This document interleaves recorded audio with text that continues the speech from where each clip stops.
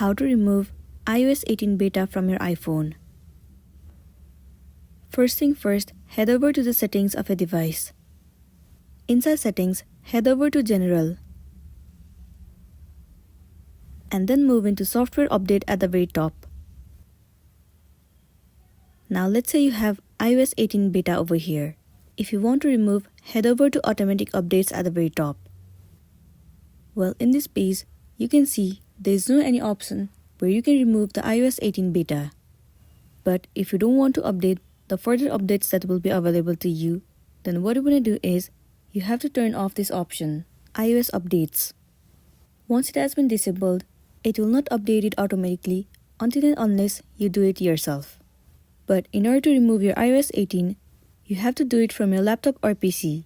You have to plug in your iPhone to a particular computer and then you'll be able to downgrade to iOS 17. After that, you will be good to go. So basically, you are not able to remove iOS 18 beta from your device itself. You have to use your computer in order to do so, and then you'll be good to go. So that's all for today, and this is simply how you can remove iOS 18 beta on iPhone. Make sure to smash the like button and consider subscribing if you found this video helpful. We'll see you in the next one.